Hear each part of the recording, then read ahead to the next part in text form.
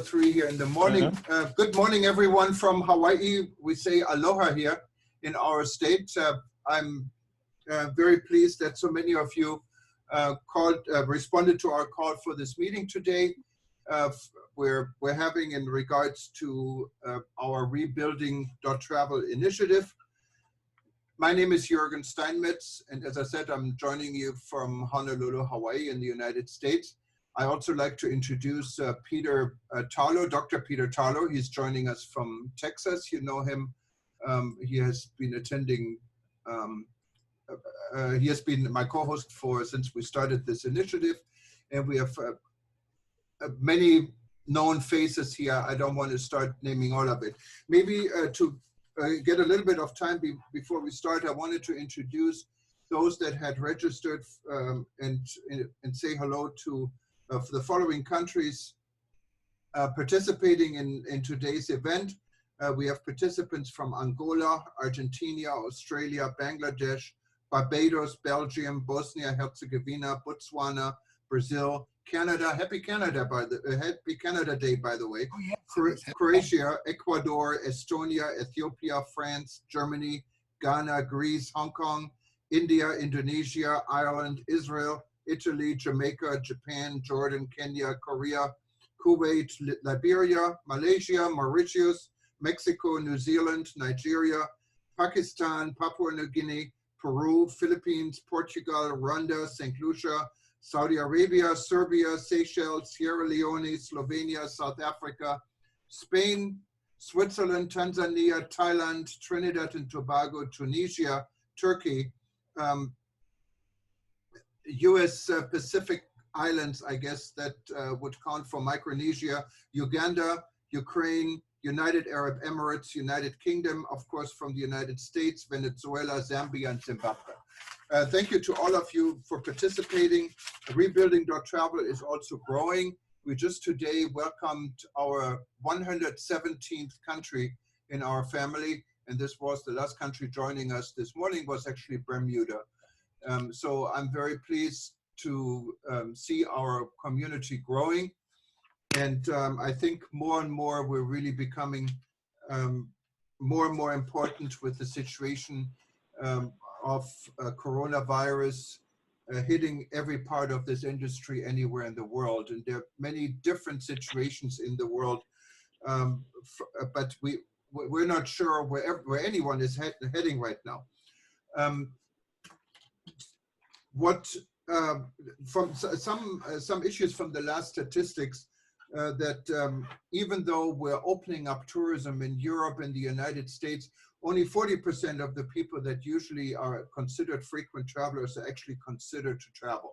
What is a big challenge to our industry? Our industry is desperate to open doors, and there are many fantastic initiatives in the world to get to put people at ease, to make travel easy, to make travel safe.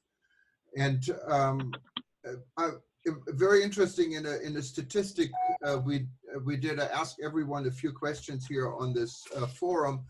The numbers that are coming in, and I know all of us are part of the industry. We're not really the consumers. We're part of the industry of people who, most of us, are selling travel and do want travel to be open, and that reflects the outcome of our little survey.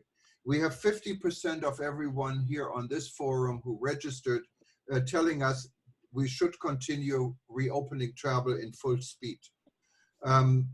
We have 24% saying we should only really concentrate on regional or domestic tourism, and we have 23% saying we should not move forward at this time in preparing for opening tourism. The other question we had is quite interesting, is if not opening the industry and the damage this would do to your economy, to your business, if it's maybe worth the sacrifice to reopen anyway in a responsible way, even though the safety in opening during Corona may not be able to be 100% guaranteed. 49% of you said yes, we should do this anyway. Only 7% said no, and 44% somehow agree. that would probably indicate you want your business going, but you're not really quite sure. And this is really where we stand. We're not quite sure what's happening. For the last question, where we ask if you think after COVID is under control, after we have a vaccine and after we open our industry, how long does it take for the industry to go back to normal?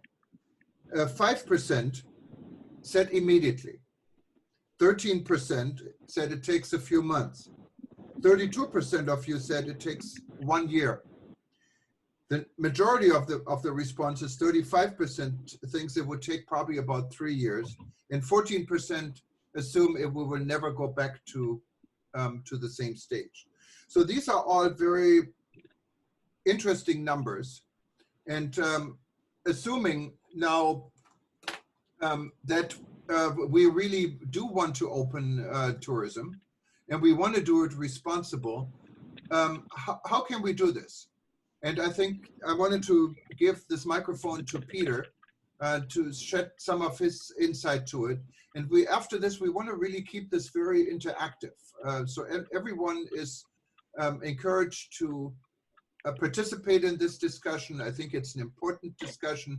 And if we manage to somehow share our experience with the world and get people interested in what we're doing and how our approach is, I think we can tremendously add to the discussion. There are many leaders in this thing, and no one has any priority over any other leaders. We reported recently about the WTTC coming out with the safety stamp of approval, what is an excellent initiative, and I encourage everyone to read through the papers. They're very well thought, but then the question, of course, remains, can anyone say this is a safe way? I don't think, no matter what we do and who is organizing it, the safety guarantee isn't there. But is there a way to overlook this, Peter, and continue in the safest way possible? Well, I think before we even enter into that issue, and first of all, good morning, good afternoon, good evening. As Juergen likes starting with aloha, I'll use the Texas version, howdy to everybody. So it's mid-afternoon here in Texas. I'm really glad before that so many people answered, and secondly, so many people are participating. The fact that we have hundreds of people who wanted to participate in this conference shows how seriously the industry is taking all of the various challenges. And I think everyone is to be congratulated for the fact that we are all looking at various ways. We may have some difference of opinion at time to time, but I think everyone is coming with a sense of sincerity, a sense of hope, a sense of trying to face some of the challenges that are taking place. I'm going to start off speaking from an American perspective, though much of what I say is really applicable to a good part of the world. And that is that there are, I think, two basic principles that people need to want to understand, want to exhibit before they're willing to travel. The first is the ability to go from one place to another and not to worry, can you get there and can you get back? Because it's not only a question of, will my going from one destination to another permit me to come in or to be there, but what happens if... Peter, I'm sorry. Peter, I unmuted you by mistake. Okay, let me repeat Sorry about that. that. Okay, I just got muted by, when Juergen can't deal with me, he just mutes me. I think, one, we have to think about the fact is, can the person, can the consumer travel from one place to another, know that he or she can arrive, be there, and come back? Because if rules change day by day, today you can go, tomorrow you can't go, you're now abroad, but now all of a sudden you can't get back, that sets a sense of people are fearful.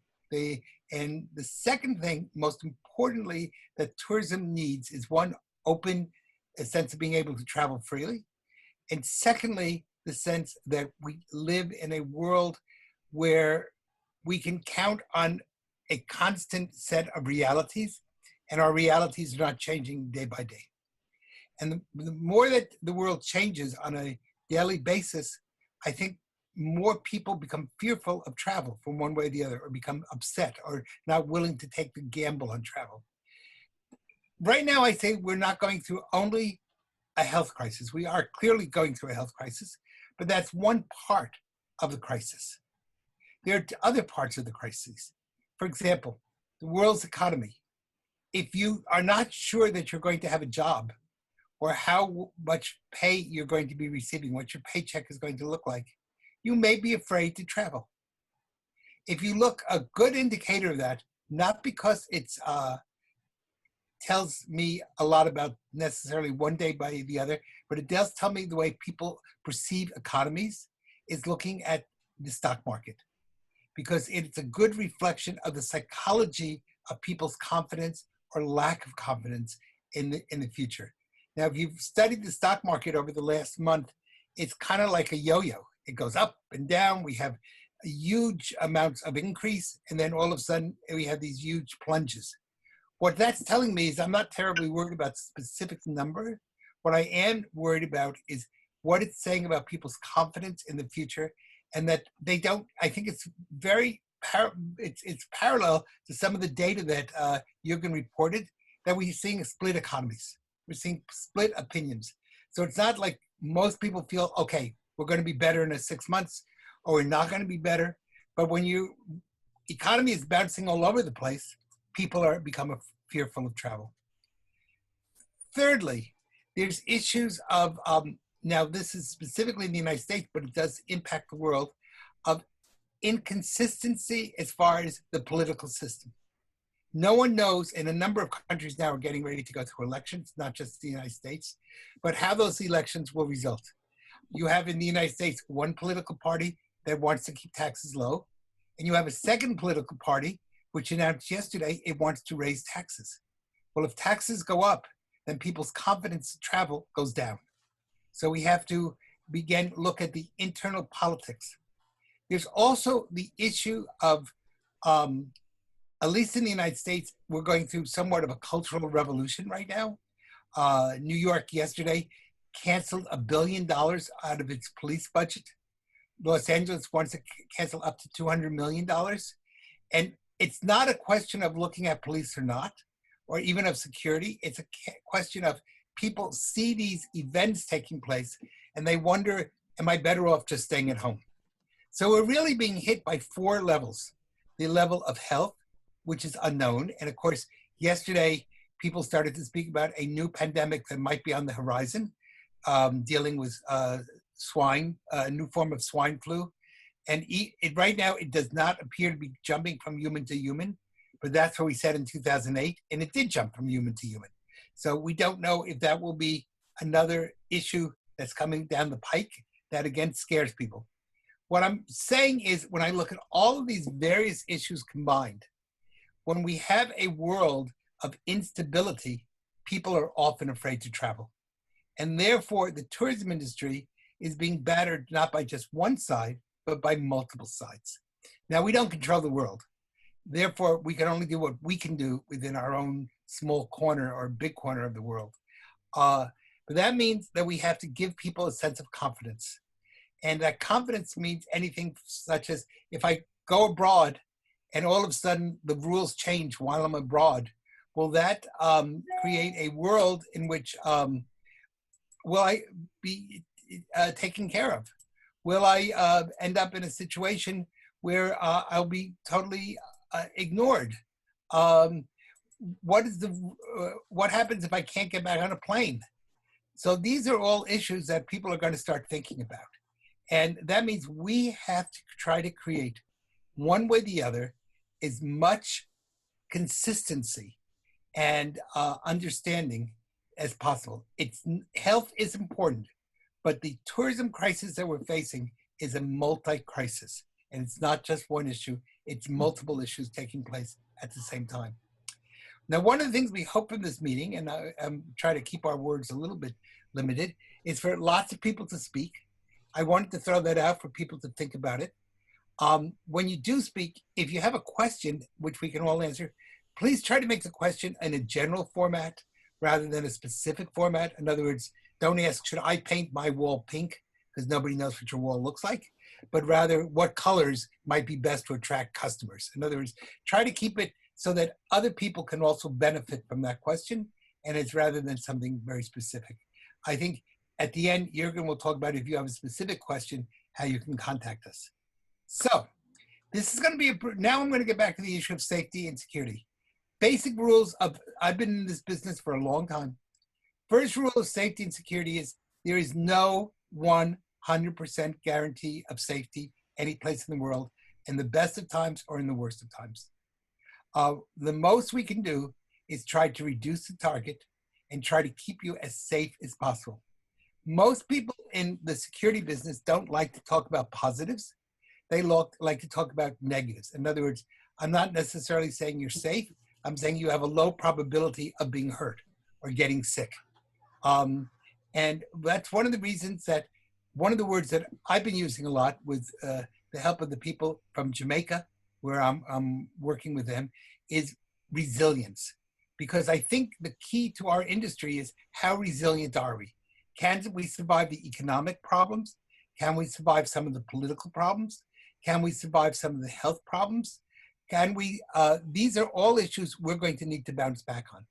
And so one of the purposes of today is to get people's opinion, to talk about that, and then ask, we will both, Juergen and I will intervene as you all are speaking, try to make some comments along the way.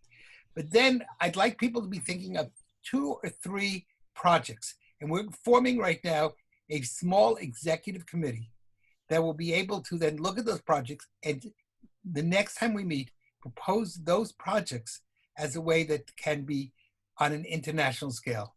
But to do that, I think it's important that we hear from all of you. What would you like? What would make your industry less insecure? And I think that's the way we need to think about it. Not that we can make ourselves secure, but how do we make ourselves the least insecure that is possible? So I'm going to now turn the floor over to everyone. And I think you should have, it's usually by your participant or by the chat where you can raise your hand. Mine is where it says participant. It's over on the bottom, on the far left-hand side of it. But kind of scream out, raise your hand, and let us know if you'd like to make some sort of comment. So this is now an open forum for everyone to be able to comment. Yeah, and while we get people to ask questions, I wanted to recognize Alexandra. And I'm so sorry, Alexandra, your last name is as difficult as mine is. Gardasevic, she's joining us from Montenegro, and she's actually our first local leader and representative for the Balkan region, where she's already now actively involved in projects, introducing projects. She's been working very hard, and thanks for joining us, Alexandra. Now, we have a number of people raising their hands, so let's start with, and I can, unfortunately on my computer, I can only read like a first part of a name. There's not enough space here, and I haven't figured out how to change it. But here's someone by the name of KGO Kajotso. Tell us where you're from, and maybe you could please unmute yourself. And correct this mispronunciation. Yes. Okay. Thank you very much. I'm Kotatso Ramauta from South Africa. Welcome. Okay, thank you. I'm just gonna give a brief insight. It's an insight of the industry, because of through my calculation, the industry has been of the worst hit industry by COVID-19. The industry is experiencing unprecedented loss. This is further putting a strain on already strained economies whose GDP relies heavily on this industry. With no end in sight, the tourism industry remains in limbo, as this is primarily a contact-based industry. However, some countries begin easing lockdown restrictions, opening up of domestic travel to allow for economical activities, especially of airplanes, since they were losing a lot of money. SA is said to be losing billions during this phased lockdown and phased approach to tourism. It's also being looked at, but what is that we can learn from this? A total reform of tourism industries that cater for such. The tourism industry to become a long-term industry instead of a hand-to-mouth industry. Proper insurance in place and proper disaster system in place to cater for flu pandemics like this. A move towards reforming attraction to be a pandemic freely, enforce social distancing measures at attractive sites, especially old or ancient buildings. A move towards a dignified travel, online traveling. The world needs to adapt to the pandemic, and the tourism industry can learn from the entertainment industry and move towards online, creating a visual online experience. Still won't be the same, but it starts for the likes of museums and game drivers. Phased-in approach that priorities non-contact tourism programs like lodges that meet social distancing guidelines, who are isolated and offer things like the safari experiencing of campaigning. And e.g., the guidelines which we are talking about, how countries can return to full tourism. They are calling for more greater contact screening and tracing as the tourism industry opens up. Basically, the industry can open up, but in the midst of contact tracing at borders and destinations. Also, people who test negative or develop a resistance are favored for traveling. That's my little bit insight. Thank you very much, and it's very good insight. And you can see some of the initiatives, and I think Africa is well positioned to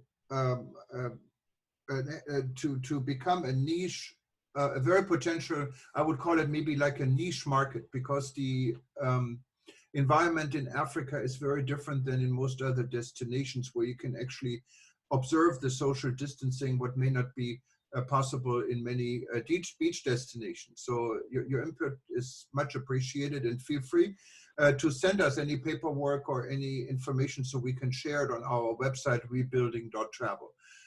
We have a number of people who also raised their hand. There's Jobert, Francis, and Jeffrey Lipman, and John McAuliffe. So let's start with Jobert. Jobert, tell us where you're from, and maybe unmute. Yeah, please unmute yourself. Okay, I'm Jobert and I'm in New York. Just first question before I proceed. Dr. Tarlow. Yes. Do you believe a vaccine will come in a year, 2 or 3 years? I hope so. Martinez will be letting us know. Or an antiviral medication is more logical to come out, because everybody is hoping for a vaccine, just like what I do. But, you know, like AIDS has been for 40 years without a vaccine. Yes. You know, people are getting okay now because of the antiviral medication. So that's one question that I have before I proceed to the main topic that I'd like to discuss. I certainly, first of all, I would be thrilled if there were a vaccine. I wouldn't necessarily count on it. I think your point is well taken. I think it would be probable that we would come up with something like a Tamiflu, or some way of letting people not be scared. In other words, that if they travel and should get sick, that they can be handled. Right now, part of the fear of the virus is that we really don't have any one medication that will clear things up totally. So it's on the, right now, people are working on both sides, on both the vaccine side and the medication side. I think it would be a mistake not to look at both sides. And then this other side of it is, at least in Texas, and I'm only speaking about Texas, we're seeing a very unique phenomenon. The number of cases has gone up radically. On the other hand, in the number of severely ill people and the number of deaths has gone down. So it's been an inverse correlation. And that may be because it's, at this point, basically attacking younger people who don't believe in social distancing or aren't using masks. And they have the internal ability to fight off the disease. They're not going to end up in a hospital in the same level. On the other hand, the number of cases has spread. So you always have to be careful of statistics, how you interpret numbers. So, the Swedish took one perspective of kind of a herd mentality. I would strongly suggest right now, social distancing and masks when you're with people are very valuable things to do. Hopefully at some point we will have a medication and a vaccine, but I think to predict it is a big error because we just don't know. Thank you, Peter. And Jobert, if I just ask everyone to keep your input as short as possible. We have a lot of people who wanted to ask questions, and you can actually share additional information with us also by email, and I make sure it goes to everyone, but we welcome your input. So go ahead, Jobert. Okay, the last thing is we have all the problems, little by little we get information on the safety on the airline, but not much discussion or not much solution on the government who demands what the norm would be. Overnight, a government can turn something like a 14-day quarantine, just like New York. When every state had higher numbers overnight, they said that everybody coming from Texas, California, are to be quarantined for 14 days. The same thing in the Philippines, where I'm originally from. Nobody would travel and the government would coordinate as one, because like Europe right now is banning the Americans from coming. I think the main issue here is for the government to be in one. And I know it's impossible, but I'm sure there is a way. Thank you. Yes, so your point is well taken, and that's what I meant by inconsistency. In other words, rules change. Sometimes it appears overnight, and then people are afraid because they may be traveling and not necessarily be sick, but they don't know if they come from a place where all of a sudden they're in quarantine, they can't travel, they can't get home. And that also is another aspect of the inconsistency we're seeing, or the lack of confidence that people are having when they travel. And I think, Peter, that is probably the most important part, is the confidence. What should be built. It's not just to tell people it's safe, it's to tell people why it's safe and how it's safe and what safety really means. Thank you very much. The next one in line is Francis. Francis, you are unmuted. So go ahead, let us know where you call from and what your input is. Hi, everybody. Francis Karachian with the Boutique Lifestyle Leaders / Lodging Association. We work with global boutique hotels. I don't really Where have are a you question. from? Oh, sorry. I'm from Los Angeles in the Valley, in a city called Calabasas that the Kardashians made famous. So my question, and Thomas, thank you. I mean, Juergen, I've known you forever. I know, the people who know me for a long time, they call me Thomas. And so I know we're long friends. I just really had a thought, and we should have some kind of task force, because there really isn't one place to know anything, an update on anything. Where are we allowed to travel? What does every airline, what's their status? Are they flying? How are they flying? Are they keeping the seats empty? What hotels are open or have an opening date?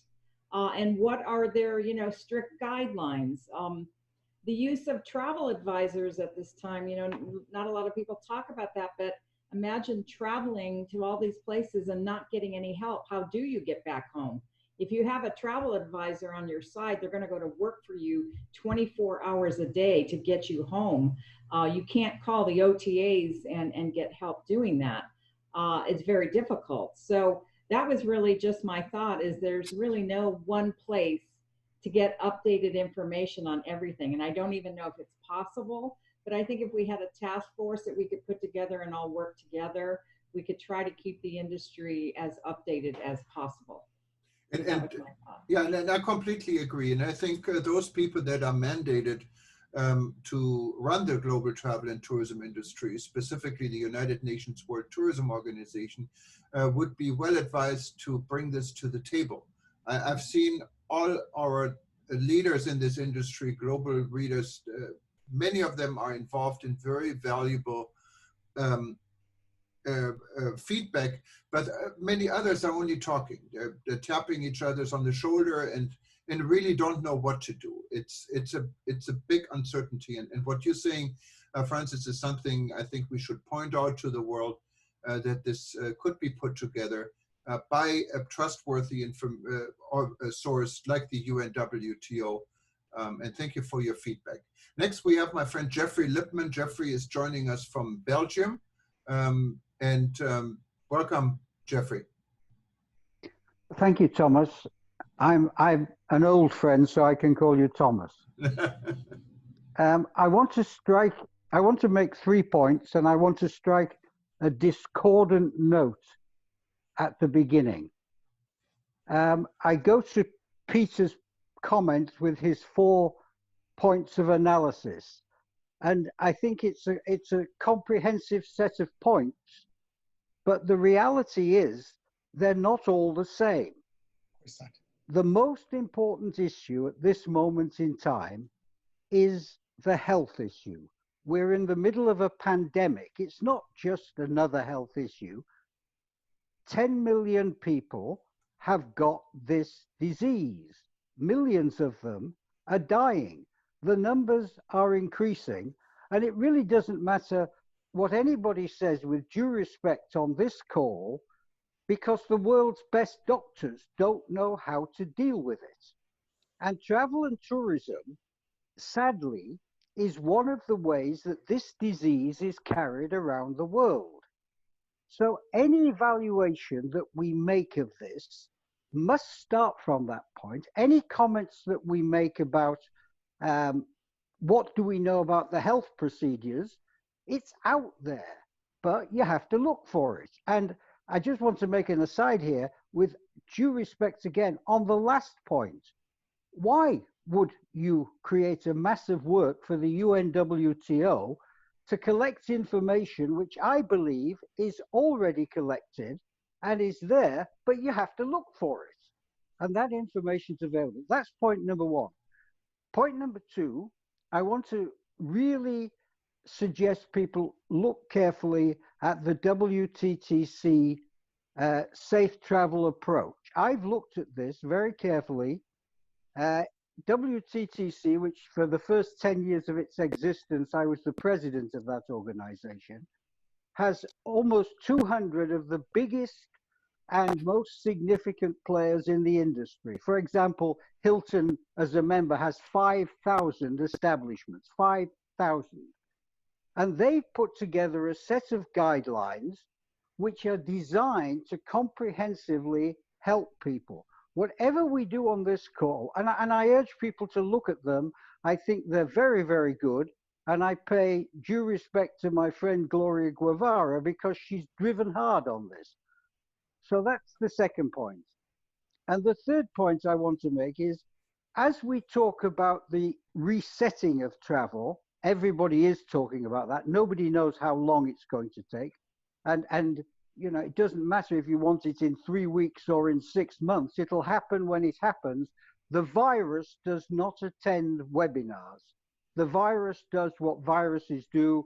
And until we get a hold on that, it's going to be very difficult for the sector to break back. But we should not lose sight of the other crises which are still there. And I want to leave on the table the fact that the climate crisis is existential. It doesn't just kill 10 million. If we don't fix it, it will kill 10 billion. So as we look at consequences and activities going forward, we should build in a concept of climate resilience, which we're calling climate-friendly travel.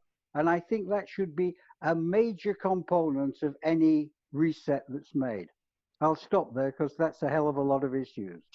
No, thank you, Jeffrey. And I know Jeffrey's. I'm sorry. I think it's important, and I agree with you, Jeffrey. of those 4 points, it doesn't mean they're all equally weighted. It means they're 4 points. That's all of why people, at least in the United States, are somewhat afraid to travel. So certainly because of the virus, that is one of the reasons that the economy is such a basket case. So what happens is when it's not what they're all equally 25 points out of 100. It means there's a different weight to each one of them. But when they combine together, they create a sense of uncertainty and fear.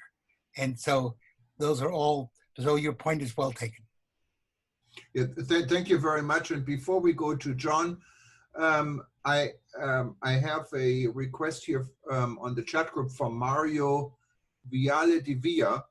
I assume he's from Italy. He said he doesn't know how to raise the hand. Actually, the hand part is on the right side of your screen. If you click on participants. But go ahead, Mario. Unmute yourself and ask a question.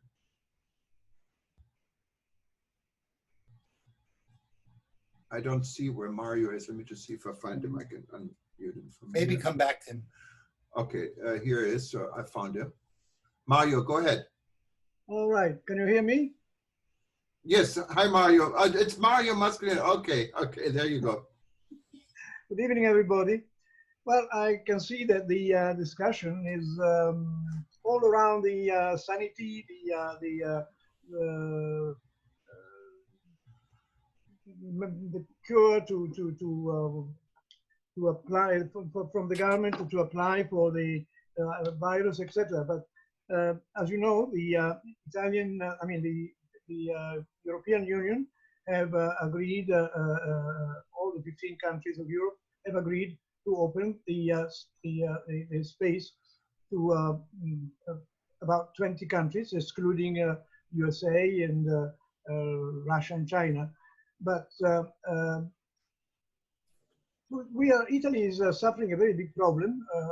They are not just doing it because of dislikes about these countries which have been excluded. Because, for instance, USA is the absence of the USA tourists is costing to Italy 5.5 billion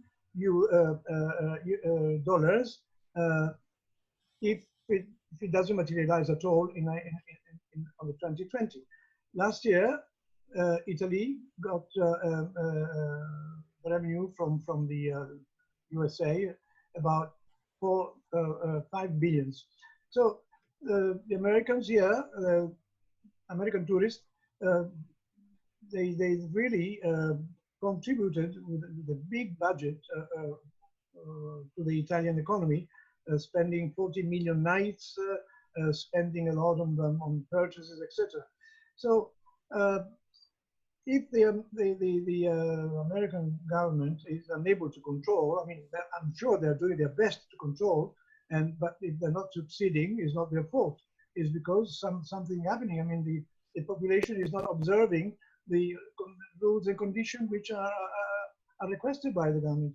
So if no cure is found so far, well, this will go on for the rest of the year.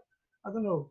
This is going to be really a dramatic situation. Italy, for the economy of Italy, in absence of USA tourists and Chinese and Russian, is losing a big slice of its income, or tourist income.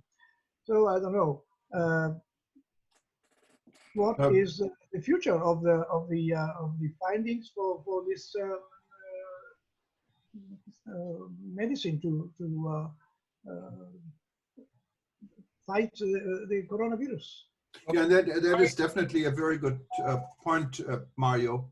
Peter, I think you wanted to say something. I think one of the things that we're going to have to do as an industry or work with other people is getting clear definitions on exactly what we mean by people who are ill and not ill. So for example, in the United States, you have a large number of people who do have the COVID-19 virus. On the other hand, the United States has a lower death rate from COVID-19 than most European countries. So how you want to measure those statistics is going to be really important. First of all, do we measure by 1 in 100, by 1 in 10,000, by total numbers, by percentages? Those, as you use different mathematical formulas, you come up with different answers. Secondly, are we looking at people, for example, I'm 74 years old, but I don't have any prior conditions. So even though I'm in an age group that is of risk, because I have no prior conditions, that changes the way a doctor would see me. But if I were 40 years old and I had diabetes or I had a heart condition, that would, even though I'd be in a different age group, I would move to a different type of situation.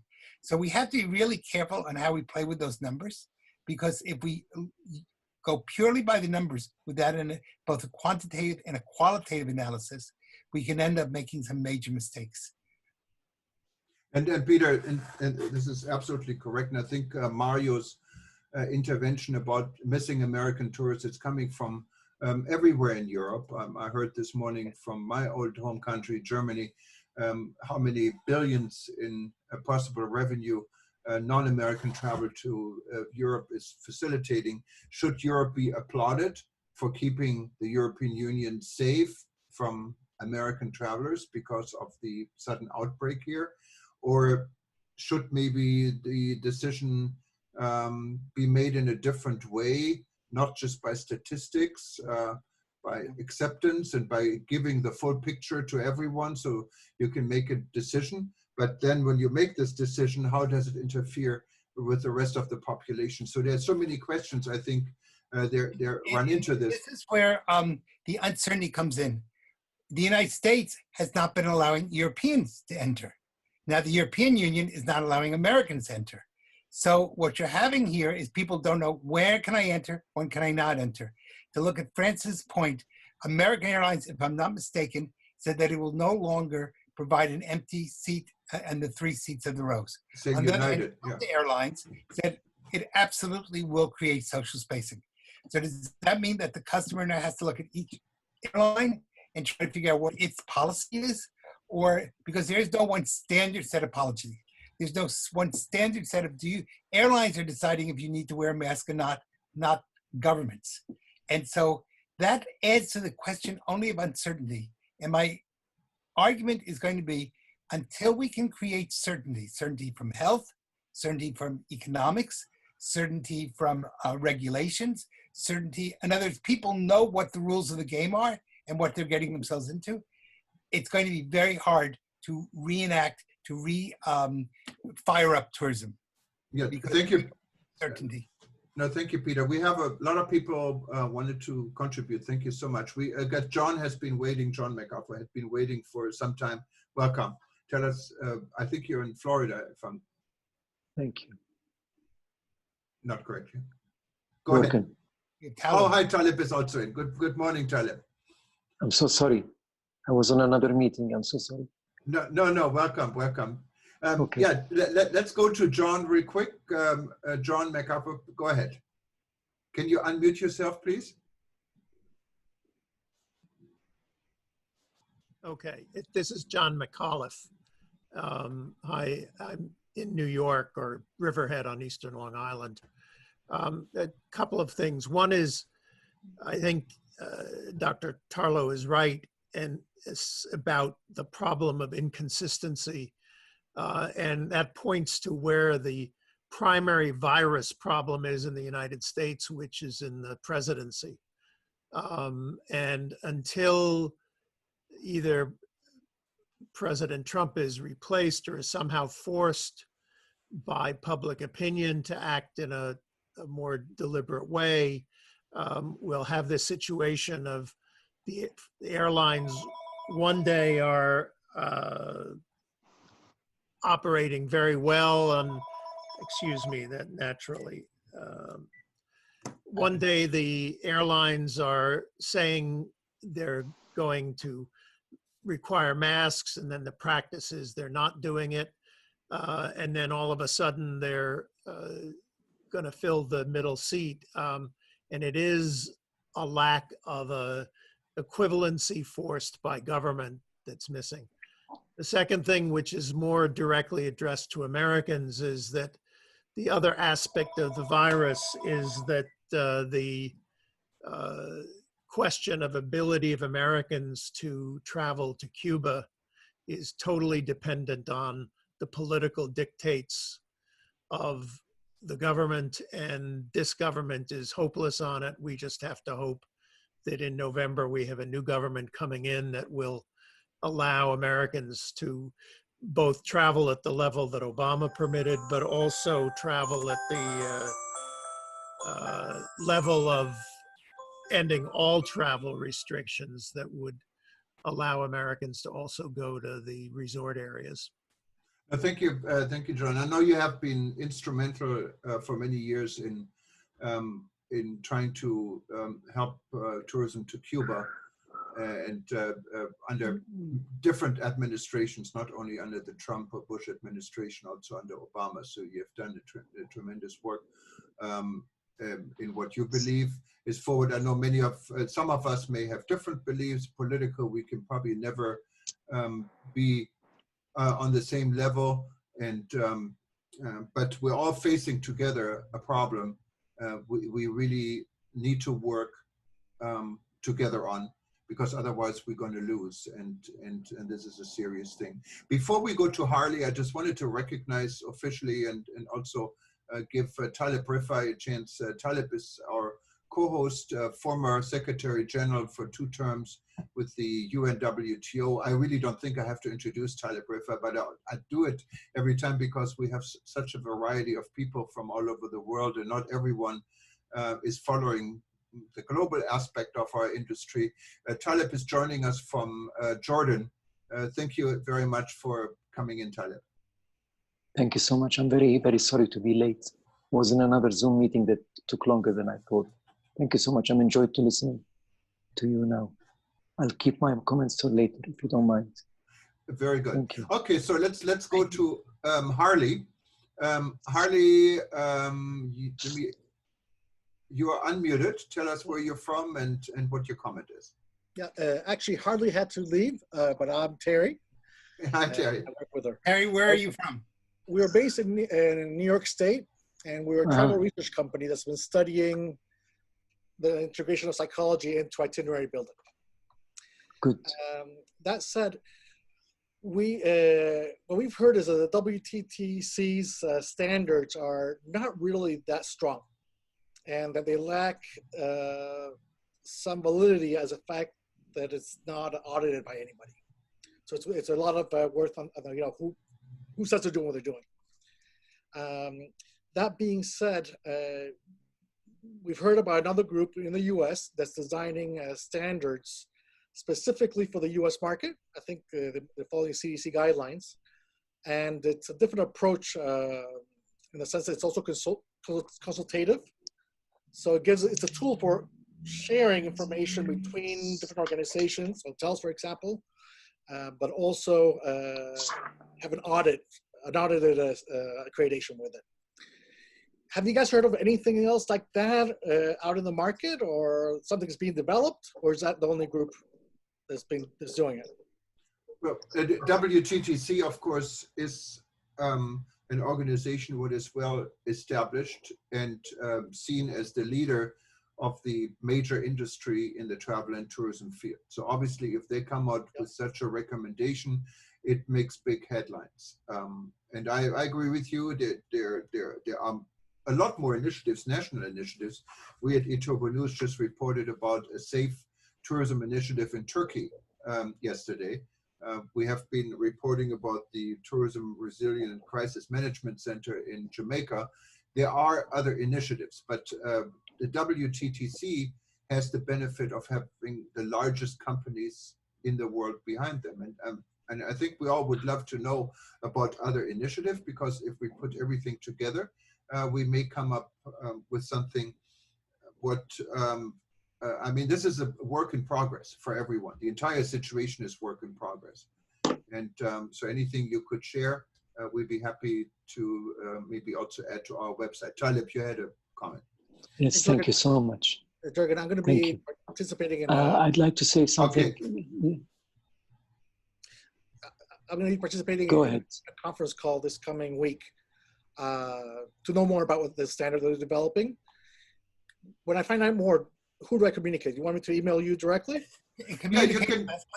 Yeah, if you send it to board@rebuilding.travel, actually Peter and I and everyone here gets it, and then we can actually maybe add it to our website if it's okay with you and appropriate, and everyone can see it. And we are board@rebuilding.travel. Otherwise, just go to rebuilding.travel, click on contact, and you find the address. Perfect. Thank you. Thank you. I think that one of the big issues will be is not only the development of standards, but also the enforcement and letting the public know that these are not only set standards, but standards that actually have some teeth behind them. The other side of that is I think we're going to see a very different world today. Classically, for many years, we depended on world organizations. Right now, world organizations are not working. They're basically national organizations that are working, or local organizations. And so that has changed the nature of the world radically, and how that will impact tourism will also be a very big type of a change that we're going to have to get used to. So there's not going to be there's no one method that's going to make everything go away. The real issue is, how do we create credibility? How do we create confidence? And how do we make the public not fearful because of economic problems, health problems, changes of rules and regulations, and because of the uncertainty in the market that makes people fearful of travel. No, thank you, Peter. Taleb wanted to intervene a little bit. Sorry, I didn't mean to cut you off. No problem at all. No problem at all. I completely agree with Peter. I think the international system altogether is being doomed irrelevant now. Nobody's hearing anything about what the UN is saying, or the EU, or AU, or any of those. So it's all up to the country by itself. Therefore, having that being said, I have to give credit to WTTC, because WTTC is probably one of the very few international organizations that's trying its best at least to build some harmony out of chaos that is there. We cannot now, I was on a meeting before this, Juergen, and the main problem is that no country knows how to work, how to move. Each country has to connect with the other country on a bilateral basis, because everyone wants to open up, but you cannot open up if the other party is not opening up. So I think the idea of the WTTC to harmonize some of these things is a noble idea. But whether it works or not, how serious it is another story. That might feel like an area. Just wanted to say this. Thank you. Thank you very much. And I hear some background noise. If you're not talking, please mute yourself, so this way we don't have to listen in on your private conversation. Thank you very much. And we have now, let's go to Dov. Dov is in Israel. Shalom, Dov.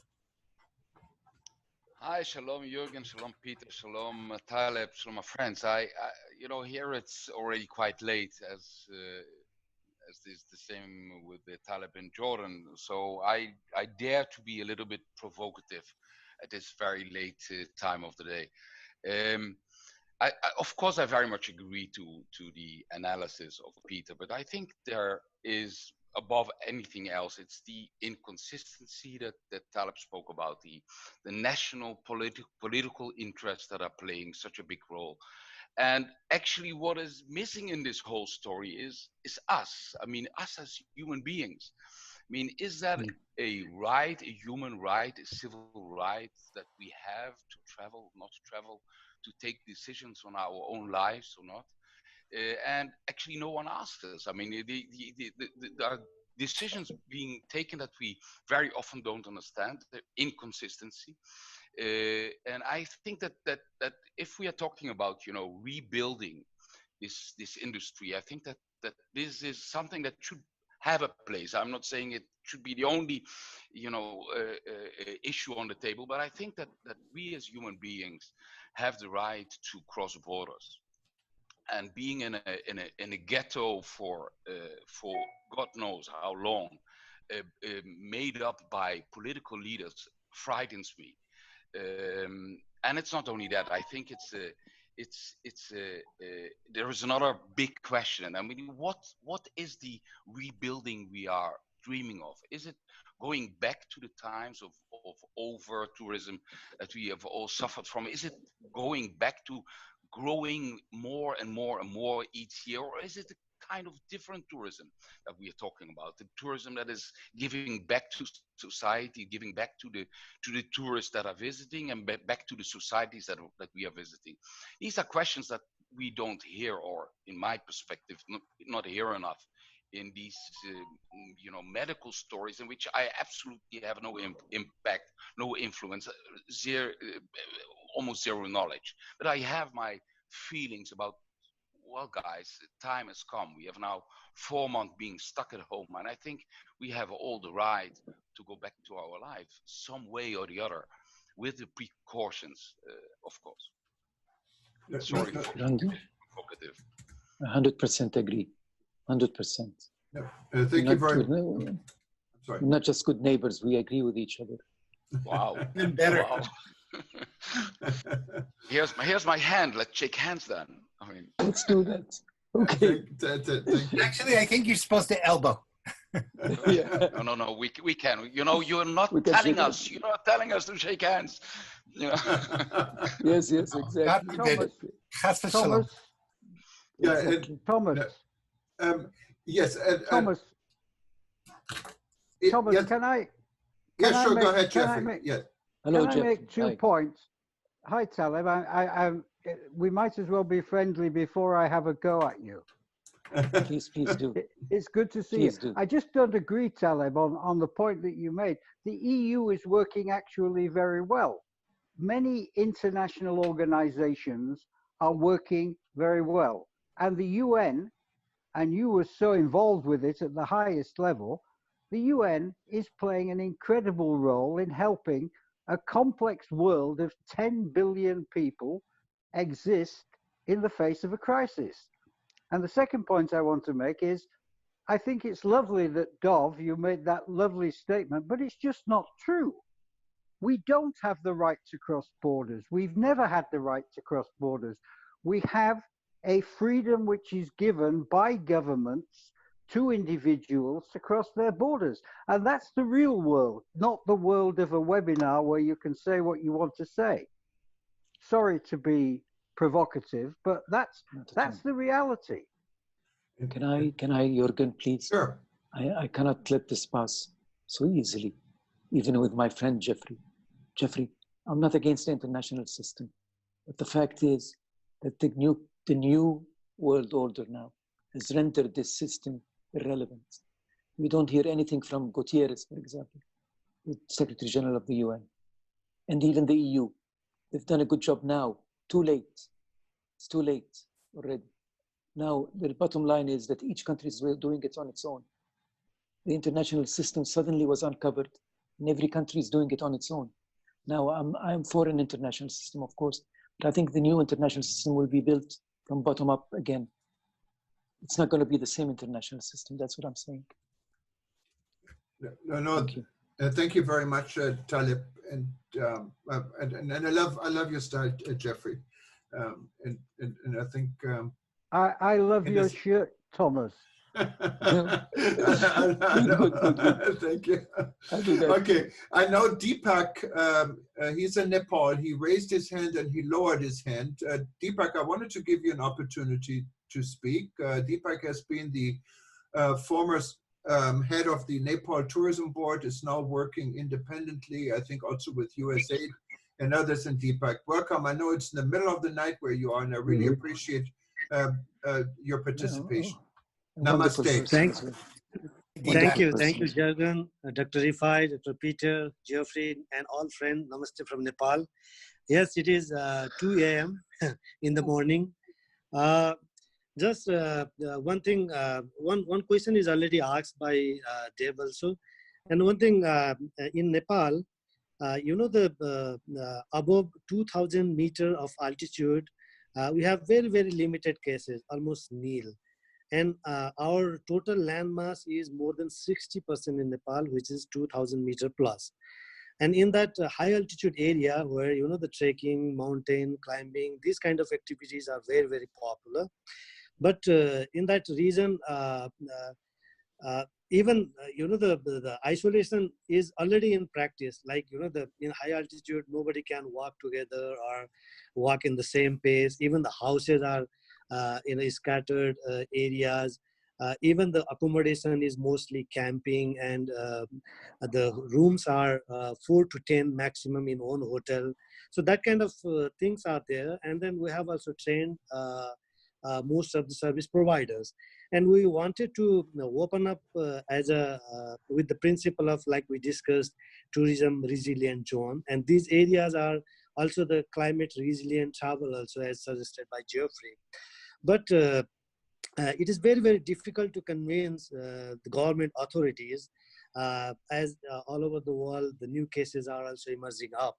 So it is, what do you suggest to, to put more pressure to open up the areas? In other side, in the domestic segment, people are willing to travel with new safety protocols, but the government authorities are restricting to travel. So what do you suggest? What should we do, people like us, to still try to convince the authorities to open up, or to stay silent for a few more weeks or months? And I think Thank you, Juergen. That is a very, very good feedback and a million-dollar question. I think, Peter, go ahead. No, I was just going to say that obviously there, Deepak, knowing that you probably won't get sick above 2,000 meters, if that's true, and that's a hypothesis, nothing more than that, certainly would become a great promotional effort. Come to Nepal and not get sick. On the other hand, the bottom line, it's nothing more than a hypothesis. It's not a certainty by any means. And I think there's a balance between over tourism and under tourism. Mm-hmm. And then governments are always going to be concerned about, if something goes wrong, will they be blamed? And will that have political consequences? So one of the things I would hope the tourism industry would do is we can somehow work with governments to take politics out of the business, so that it doesn't turn into something where I hate that political party, or I hate the other political party, or I blame one political party, or I blame the other. This needs to be seen as an apolitical industry, so that we're able to get to our real message, which is, one, helping people to see the world legally, and however that can be done, and two, to create jobs in industry. And that means we're going to have another problem, because we are now shut for so long that I don't know how many of these employees are going to want to come back, maybe fearful come back. And are we going to have to, once tourism does open up again, will we have to train entirely new staffs? So I think your question, I wish there were a simple answer, but I think two things are: one, let's apolitical. We should not be criticizing political leaders. And two, let's kind of think through all the stages, from a sensitization of buildings, to getting staff to want to come back, to getting people to want to come back and be able to know they can get home and the rules won't change. And that's what I mean by inconsistency. So thank you. Thank you. Yeah, thank you very much. Alexandra, our new regional leader here from Montenegro, raised her hand. Yes. So welcome, Alexandra. Thank you. Hello to everybody. So hello. Actually, I just wanted, can you hear me, yeah? Yes, go ahead. You can hear me? Okay. Yes. So I just wanted actually at the beginning of the meeting to give the short insight of the situation in Montenegro, but I'll just make it very short and just say that I really like the categorization of crisis that Dr. Peter gave, and I would say that there are all four kinds of crises in Montenegro which are going on at the moment. But the thing is, what actually I would like to suggest is that we all notice that different destinations have different kind of communication.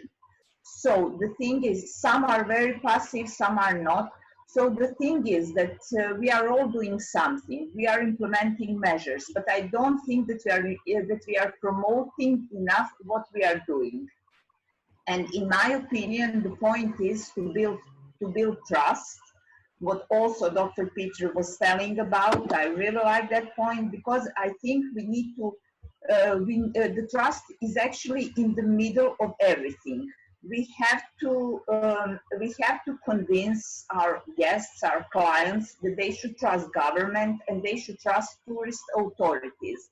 So I think the trust is in the middle of everything, and we should also kind of be positive, proactive, no matter what. And I know that the health situation is not that good, but no matter what, we should still be positive and keep on sending marketing positive messages. Have develop the marketing strategy in that way. Be proactive. And what I also liked very much, I think Juergen, it was you who mentioned it, and I think you should point that out. You mentioned Corona certified tourism. Was it you stating that? I think we should work on it. We should make actually our tourism certified,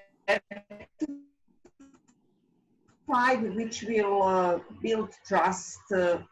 If we are certified, then trust will be built, definitely. So that's all from my side for now. No, thank you very much. And of course, when it comes to certification, you can only certify something. It's the same as safety. You cannot certify and then assume it's safe, but you can certify that it fulfills all the presently known obligation and requirements. Maybe this could be the second step from WTP safety issue to actually somehow find a way to certify. Sorry. Can you hear me?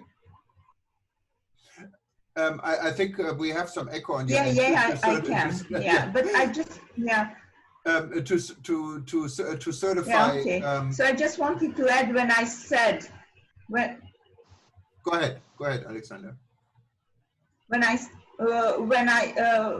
mentioned certified tourism, of course, I talked about online trainings and offline trainings of the employees, of everybody. So not just to issue certificates, but to make sure that all the entities are really implementing all the procedures and measures and so on. But I think with that certification, the trust will be built. Yeah, and Alexander, Peter, go ahead. you really hit, I think, a really important point.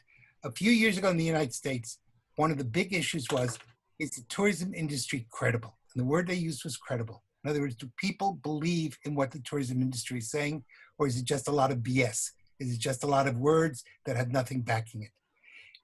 We now have some standards, and those are great. We now have to go to stage 2, and that is, are the standards being implemented? If the standards are only on paper but not being implemented, they're nice, but they don't really do much. If we're able to say, yes, when you come, these are standards and this is how we check it. This is how we're sure that these standards are being implemented. That's going to create the credibility, one part of the credibility, that's going to, at least when it comes to the issue of the illness, lower the sense of fear and the sense of inconsistency. That still won't lower some of the other issues, such as economic issues and some of the issues dealing with governments changing rules every other moment and inconsistencies. But you got to start someplace. And it's certainly, if we can create credibility when it comes to health measures, that's going to go a long way. And that might be a really valuable project for a rebuilding travel to take on. Thank you, Peter. Let's go to, we have a lot of people raising hand and I appreciate it. And we're trying to get to all of you. Lefters, who has been very active on our forum. I think you're in Malaysia and you're in charge or running a hotel group. Welcome back. And if you're in Malaysia, thank you for getting up so early or so late. I think it must be 4 in the morning there. Not in Malaysia, I'm in the UK. Okay, so that's better. Okay, sorry about that. Much better. Hello, guys. Okay, my name is Lefteris. I'm the CEO of the travel book group of hotels. We have hotels all over the globe. I just got a bit excited with the discussion that was in between Dov, Taleb, Peter, and Jeffrey, and I wanted to comment on that and put a couple of notes on top. We have hotels, about 300 properties all over Africa, Middle East, GCC, Europe. up to the Caribbean.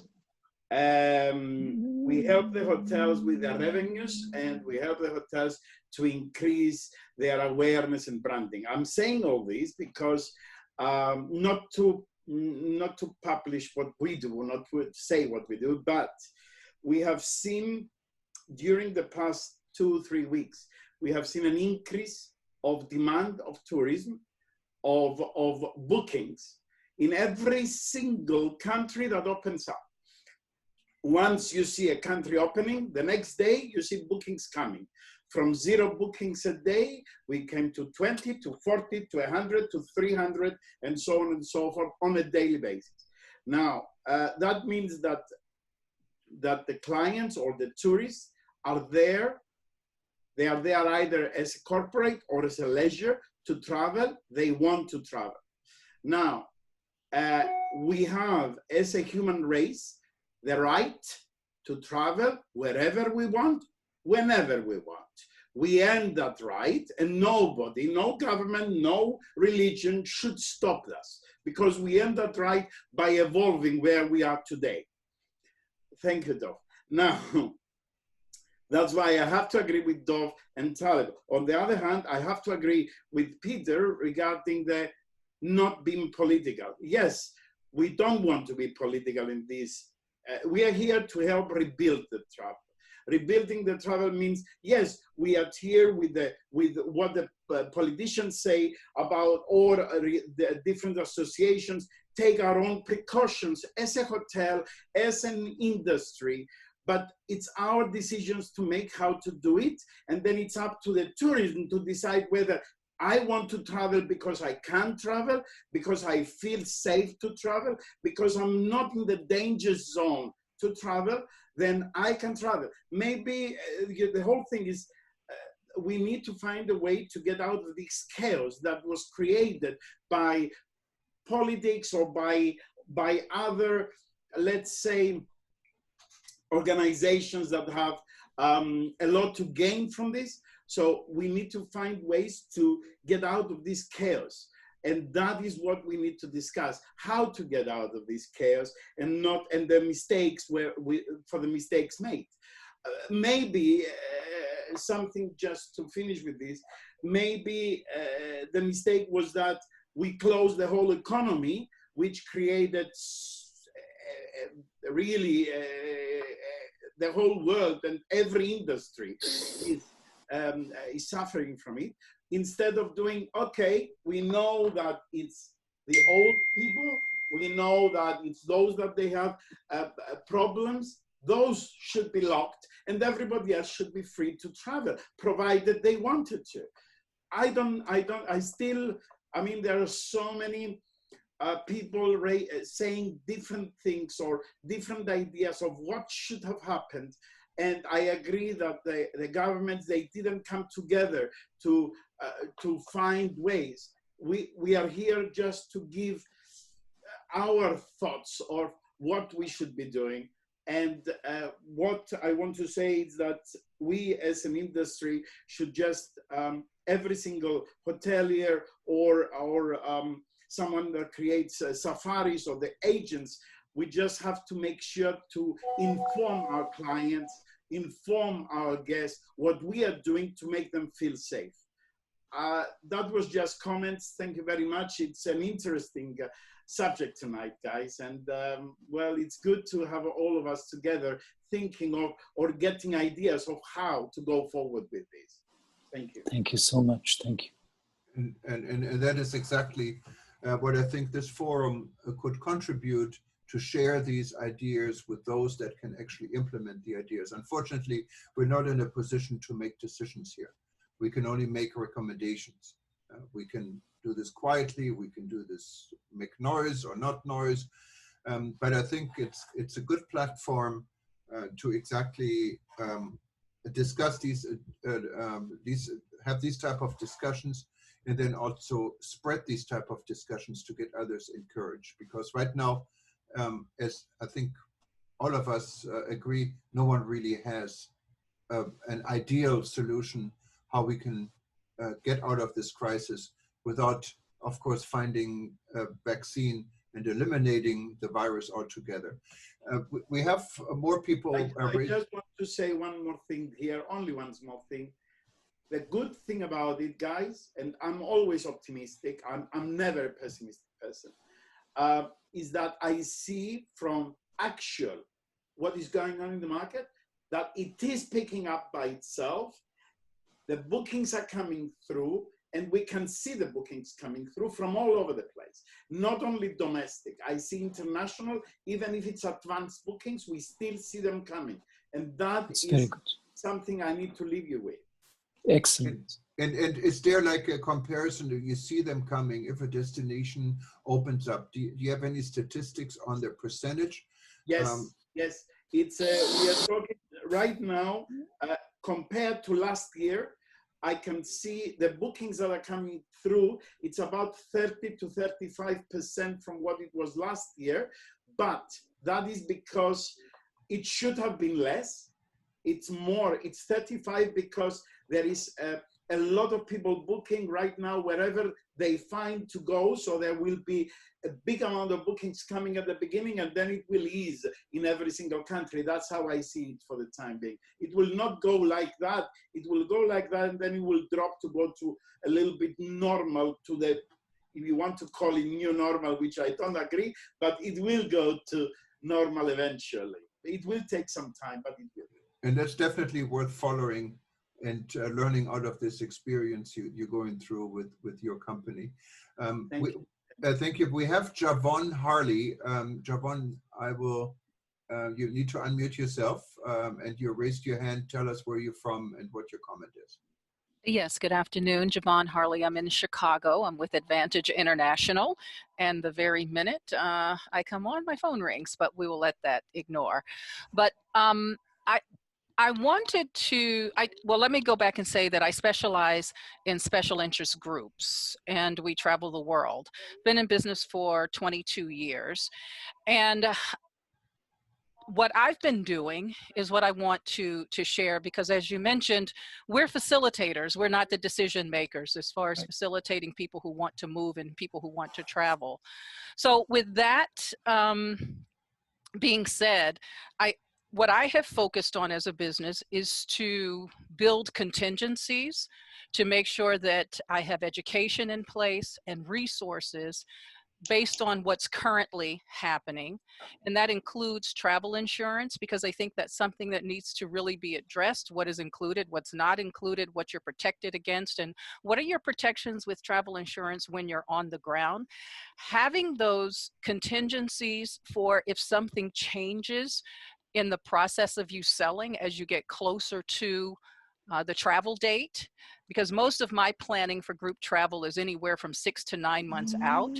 One of the other things that I did was to conduct a survey. I did an online survey with my list to find out from them, when do you think you'd be ready to travel and comfortable to travel? Where would you like to go? And what I found is that where they wanted to go didn't change much from anything prior to COVID, but they basically were saying that a year, anywhere from 9 months or longer, is when they would be ready and comfortable to travel again.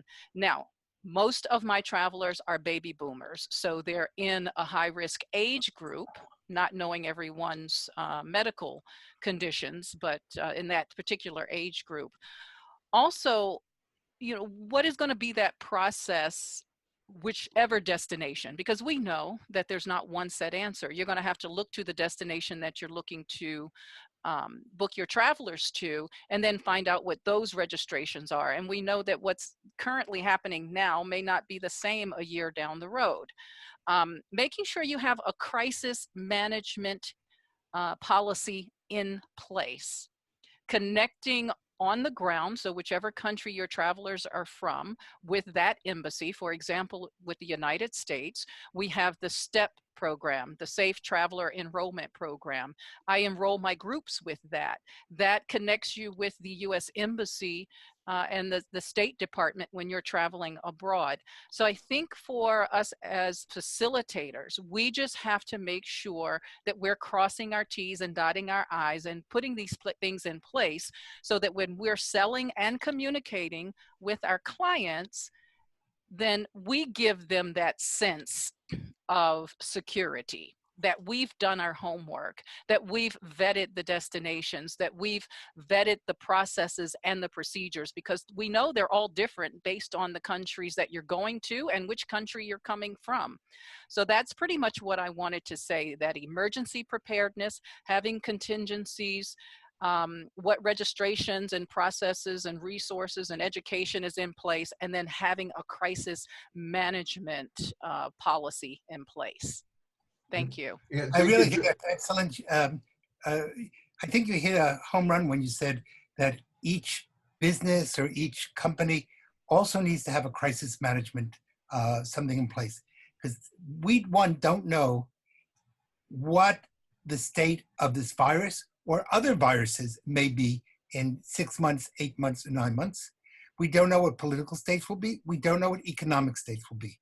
So I don't think we should get stuck on detail. What we need to do is have the methodologies ready so no matter what comes down the pike, we're able to deal with it.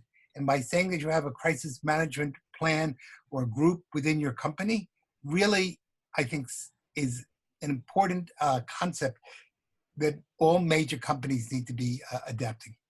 No, thank you, Peter. And it also kind of confirms the importance of travel agents. Specifically here in the United States, we have seen travel agencies and travel agents vanish to the benefit of online booking companies. And you see in the situation right now how important it is really to have travel agents and people you can speak to eye and who do the research on the ground.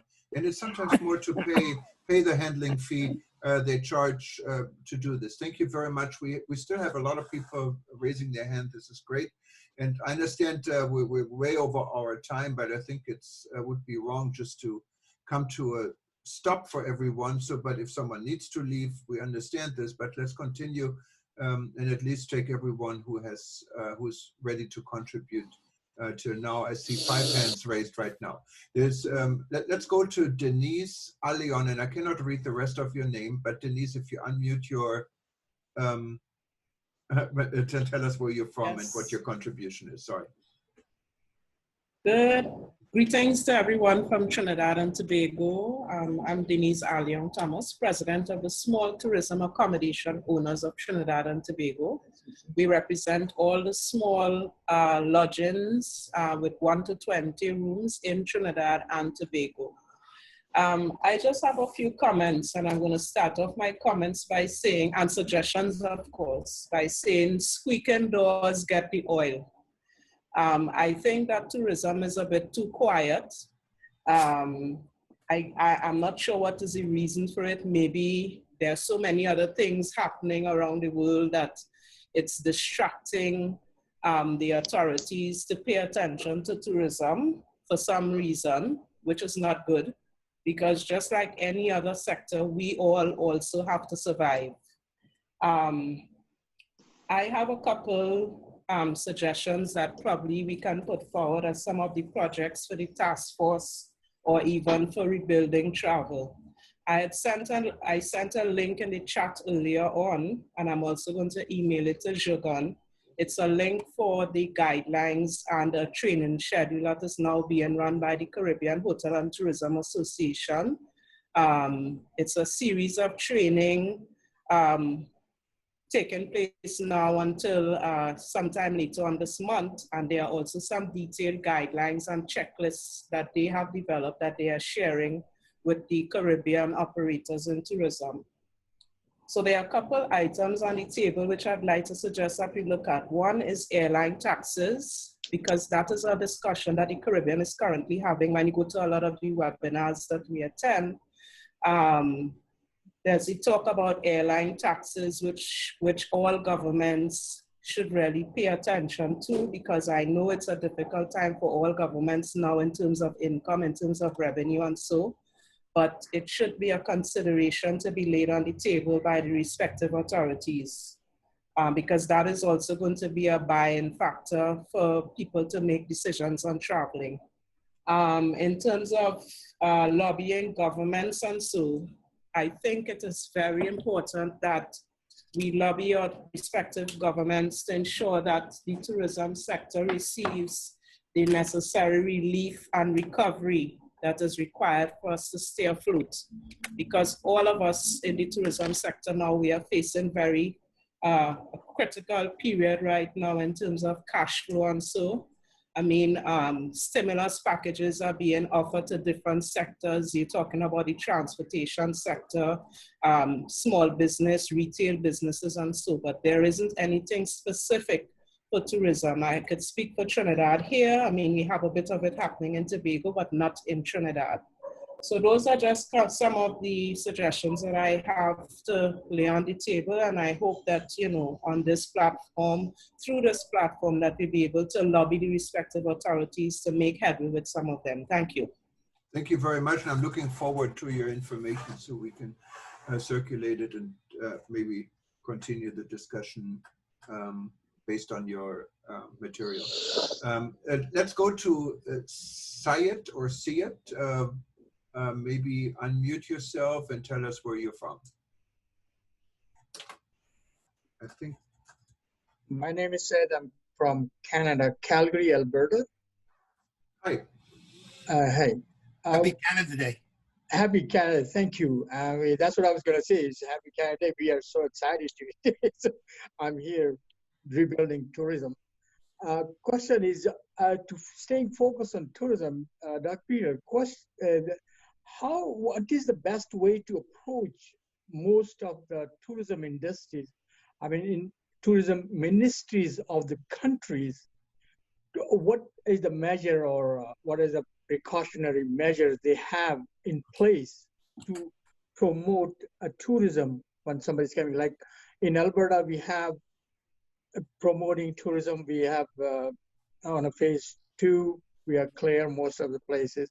But most of the countries still we are hesitating, and how we can get help from their ministries to rebuild or tell our traveler that you are safe and this is the measures we have taken for your help. Boy, that's a $64 million question. I think that our friend from Trinidad probably gave you the best answer when she said that more noise, the squeakier the wheel, the more attention it gets. Yes, so, sir. I know Canada pretty well, and I wouldn't start at the top. I would start with my own representative in the House of Commons, and I'd sit down and speak with them and get that person to help you get through the bureaucracy in Canada. I work with the Royal Canadian Mounted Police, and when you speak with the police from the very top down, they kind of listen and then blow you off. But when you get members of parliament to back you up, then they tend to pay a lot more attention. So politicians are sensitive to where their world is going.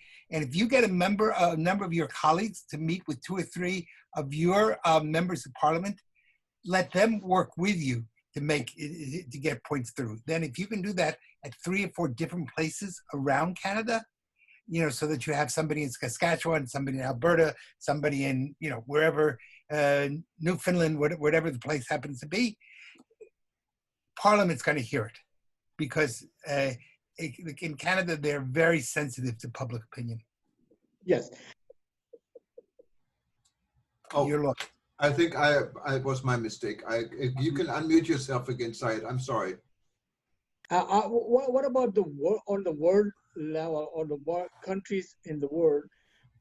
We can motivate, or we can tell them to tell us what the measures you have. So this way, we are confident and telling our client to travel Assalamu alaikum. I think Taleb said, Taleb, let me be quiet and let you say it because I know we're on the same page. Okay. No, I just want to say something. The issue of international travel is to be the last step, as Peter may have said at the beginning. Yes. But now, I want to connect it with what Deepak also asked about. I think what you need to do is identify destination to destination.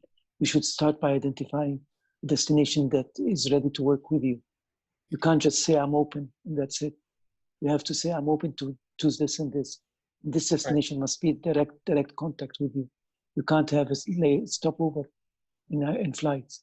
For example, you can say that you are going to connect from wherever you are in Canada to another place in Canada, 2 destinations, or Los Angeles, or whatever it is, or across the Atlantic, or across the Pacific.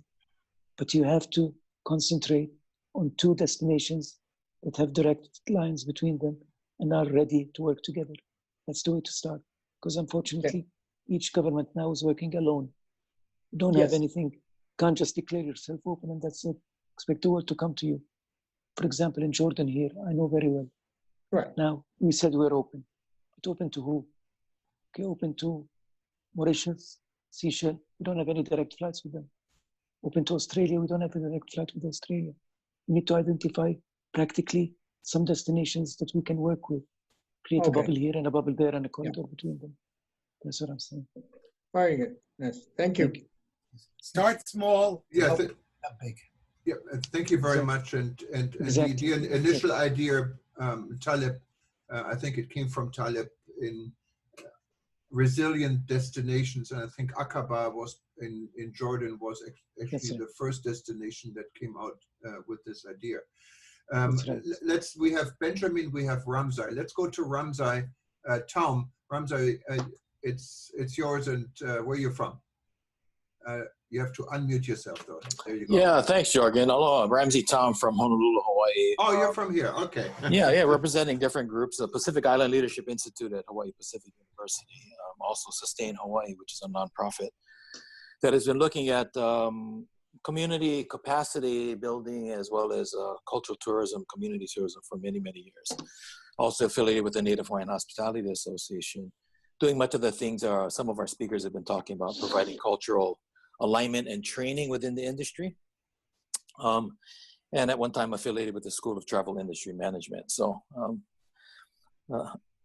don't think I'm talking out of school here. We did have one of your callers earlier said something interesting about the who the beneficiaries are, speaking about the people. And of course, in our case, we also talk about the land and the environment here in Hawaii, the relationship between the people and the place. I'd like to ask the question, at what point in time does a community begin to have a say in who actually visits them? The definition of tourism versus visitor. One is a spectator, while the other is an engagement. People are actually engaging in the community. And as you know, Juergen, here in Hawaii, the tourism industry started out that way, as a visitor experience. People came and stayed with people before they stayed at hotels. And I think there is a question right now. When does a community begin to say who, when, and what occurs in their particular communities? And I would ask them, pose the question. At one point in time, we traveled according to the customs of a particular place. The new industry has become one that really says the customer has become accustomed to customized experiences based on their customs and not necessarily the places in which they visit. So I think the question I was asked earlier about what the new tourism looks like or what the new experience will look like, I think it's a good one. But I would emphasize that at some point in time, communities ought to have a say, or they should be participating in it, and not just being a place where others want to go because they can, anytime they want to. I think that's one of the things that we've experienced in Hawaii, and I think other Native communities elsewhere perhaps have experienced the same thing. So at what point in time do they have a participation or say in these conversations? So that would be a question. I know we've kind of touched on it previously in other conversations, but it was brought up again today, and I think it's a critical component about moving forward. Community-based experiences, because they get, eventually they get impacted by those visitors that come. Thank you. And that's definitely a very important part, and that Taleb speak to this. He raised his hand. But I mean, locally here in Hawaii, having lived here now for more than 30 years, and have seen the tourism industry growing, sometimes I'm asking my question, Ramsey, maybe it's almost too late. You know, we're seeing I'm looking out of my window here, and we're seeing all these high-rise buildings. I live in Kaka'ako. And when I first moved here, there was just rice fields here in the area. So it has grown. So how are you going to keep all the hotel rooms full? Who's going to pay for all of this? And choosing your tourists, of course, and tourists that want to interact with our culture is highly important for any destination. I lived on the North Shore for 25 years, and you know how things are on the North Shore. But I let Taleb respond to this. Thank you, Tyler. Thank you. I think that's a very, very important question. But to be honest with you, I don't think anybody has the right to say you can come to me and you cannot come to me. Everybody has the right to go anywhere they want. The local community can only set its rules. And I think that's the important thing. I think the local community is not setting its rules anymore. The local community, when a visitor comes, they treat him as if he is God on earth.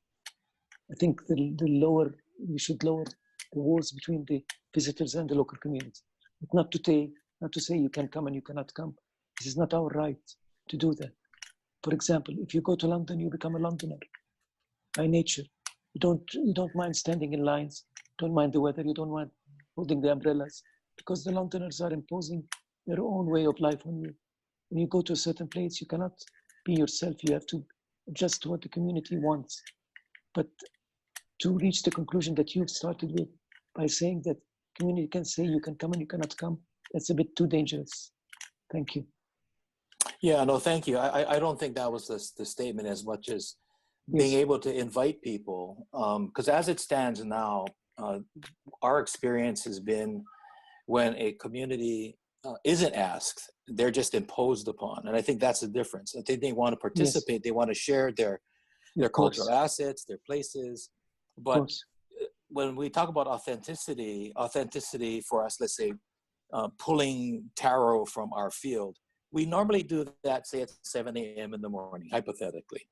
But because of the visitor experience wanting to do other things, they want to come at 10 o'clock. So the authenticity is a staged authenticity, whereas the cultural experience, maybe you come at 7 when we're pulling taro. You're going to have a cultural experience, we're living our lives.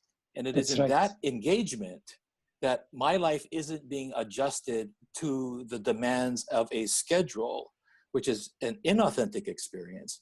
And I think the mutual benefits of creating an engagement experience like that is going to be much more beneficial than the servant-guest relationship that I think many of our communities are experiencing today. So I think we're in agreement.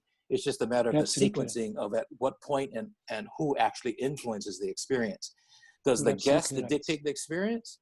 Or is it a shared experience where the host says, welcome to my home, how can I make your experience more enjoyable? And how can we leave as friends and not just as a transaction, right? Yes. We've built a relationship. When you enter my home, you have to take off your shoes. Precisely, and I think that's the point. So thank you for the follow-up. Definitely. Thanks, Juergen. Appreciate it. Thank you very much. And we have Benjamin. This is the last person, Benjamin from the UK. He has participated before. Thank you for being here again, Benjamin. Thank you, Juergen. You have the last word. Thank you. Well, I'm delighted for follow others. There's so much that I do agree with tonight, and I'm particularly pleased to be following Ramsey and Taleb because of things they've just been saying. What Taleb was saying about bilateral tourism, I think the implication is the importance of diaspora tourism, which I think is absolutely key. One of the things I'm doing at the moment is a tourism master plan for Bangladesh, where the diaspora is absolutely key to building tourism for that country. That's right. And many other countries around the world. But picking up on what Ramsey was saying, I'm interested that so much this evening has been talked about government, business, how we can sort of restart tourism at a sort of at a big level. And I think what's mostly been missing until the end is community. And we've been talking about, oh, tourists must go there and tourists must be able to get back on planes.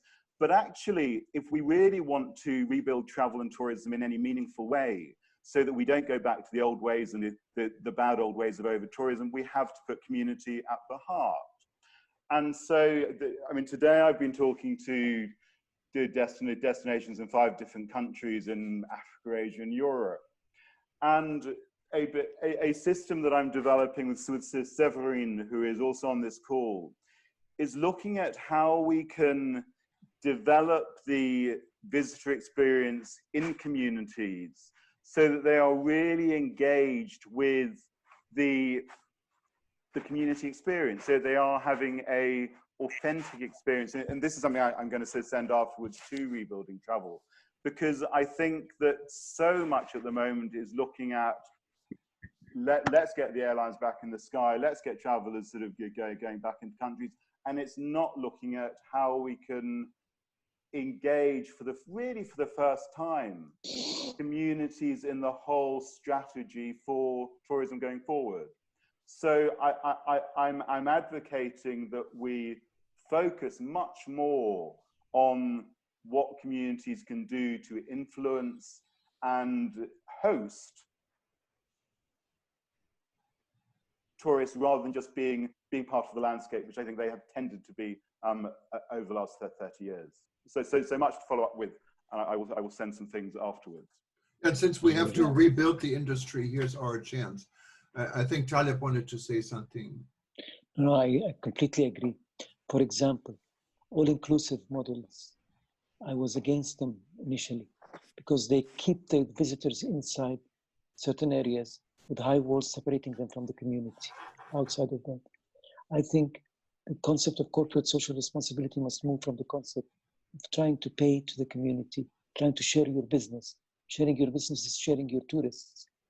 The lower the walls are between the local community and its visitors, the better and the healthier the model is. That's what I wanted to say. Thank you.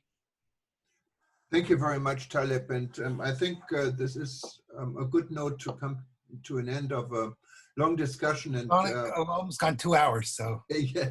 So and I appreciate the input. It's very encouraging to have so many of you part of this discussion. And we're now ready and I think convinced, and I can probably speak for Peter too, and Taleb, that we're ready to structure our grassroots initiative a little bit, because right now we're just a conversation. And I think we can do so much more for this industry and be part of a larger discussion. And that's what we're trying to get. And I wanted to thank every one of you for being here.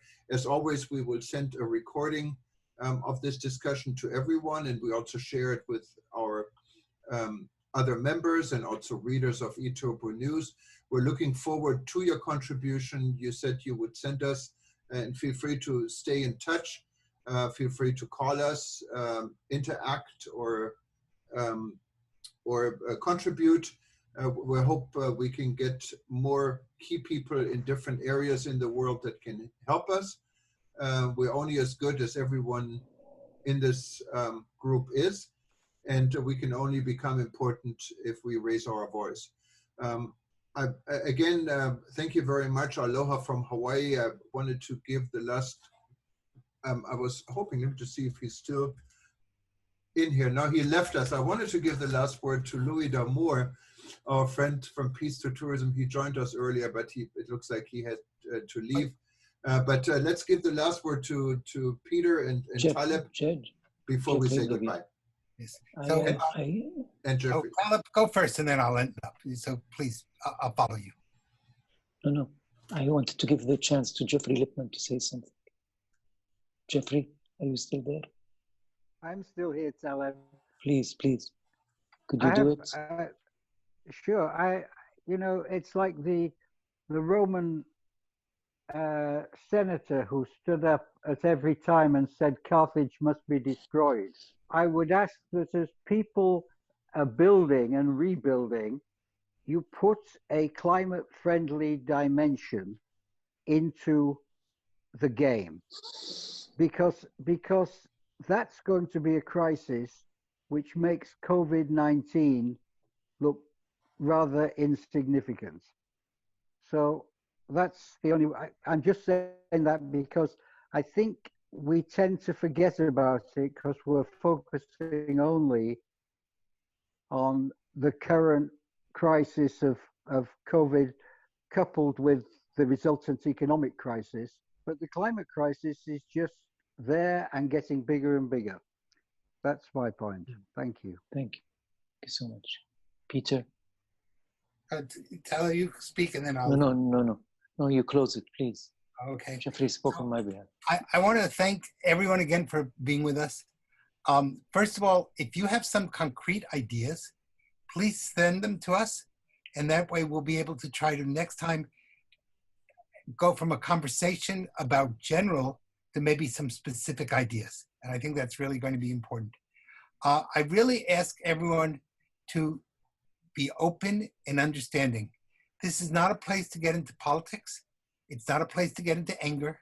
It's a place to learn to work together. Tourism is based, I always tell people tourism is a happy industry. And if you can't be a happy person, maybe you should find another industry. So this is a time we will not always have to agree with each other, but we must always respect each other. And I think that's one of the key elements in the rebuilding of tourism. We're going to come up with many ideas. Some of them will fall by the wayside, but that's where the creative juices and processes come, by listening, hearing, coming up with creative ideas, and then finding 2 or 3 that we can begin with. No castle gets built in one day. We're going to have to start small and work from the micro to the macro. We're going to have to take in many considerations. There are centers with large hotels, and if we just close those hotels, those people could, where do they eat? How do we feed them? What are the economic consequences? There are other areas where we can argue if the hotels overrun the community, then is the community now a prisoner of its guests? And so those are things that we're going to have to balance. We're going to have to try to think it through. And this is an opportunity for, Juergen started with aloha. Classically, the word aloha is translated as love and peace. And maybe that's where we should be working towards. Some way we work together in a state of love to create a better tourism industry for the future. So I want to thank everybody. And we'll be back in a few weeks again with another major discussion. So thank you all. Thank you. Aloha. Aloha. Namaste and everything else. Okay. Bye-bye. Bye-bye. Take care.